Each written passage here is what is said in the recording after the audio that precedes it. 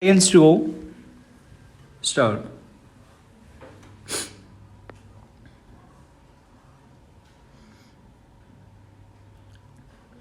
The educational field is suffering from the lack of quality and lack of desired standard, lack of training and insincerity among the teachers, their high abstention and rate have made it necessary to think over about the system of their effective evaluation. Many argue that the teachers should be evaluated by the students themselves. By many argue against the notion. Some people fear that children are not mature enough to grade their teachers, and this system will hamper the teacher student relationship and it will not render any desirable results. Evaluation by students will be a breakthrough in maintaining quality in education, some have opined very enthusiastically. The students can tell what they did not understand, comment on lack of aids and teachers' punctuality. The quality of a teacher can best be gauged by a student. Students can also comment on whether they are getting any time for recreational activities or extracurricular activities.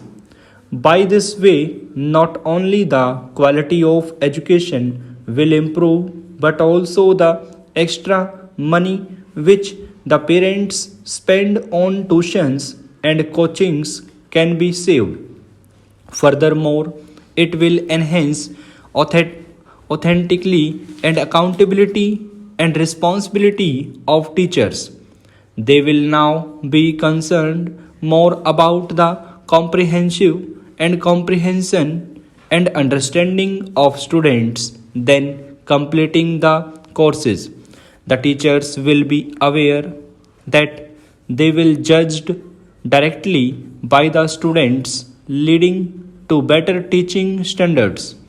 The students equipped by the opportunity to evaluate the teachers will be more passionate for their studies. They will be assured of quality education and a fair worth of their time and money. The grading by students will help them keep a check on the teachers who are not sincere to their duties and the task assigned to them. But we should also see whether school kids are mature enough to grade their teachers. Kinds are and kids are young and inexperienced. They may not be able to judge and justify their grading correctly whether a certain teacher is good for them or not. School kids have a very shallow intelligentsia and a little caliber. They cannot understand what is wrong or what is right for themselves too. Then how can their evaluation be just and fair? They may like or dislike their teachers depending upon the amount of homework she gives, the essence and easiness of his tests, the leniency of the marking, their appearance, temper, and such other things that appeal to the students and make the teacher a favorite among kids but do not generally reveal his effectiveness. Grading based upon such notion will not yield the required and desired results. The grading may motivate the teachers to score better to such students who lead the class, as their grade may be likely to spell the course of their teaching career. They may lead them to focus more on getting the better grades rather than focusing on teaching the students with sincerity. Grading is not a task that could be assigned to children. Giving them such power to grade their teachers will also give them the opportunity to misuse it for their interest. They may lose respect for their teachers. It may also pave the way for politics and thus render the whole system paralyzed. Also, I may lead to students being penalized for having given bad grades to some teacher. They may have to face the consequences for having dared to give low grades. But we can use the system with certain modifications. First of all, instead of grading, feedback from the students must be taken, and that too anonymously, and the feedback forms must be designed so prudently that anyone can answer the questions well. We can also have grading or feedback from the parents, and it all should be very confidential.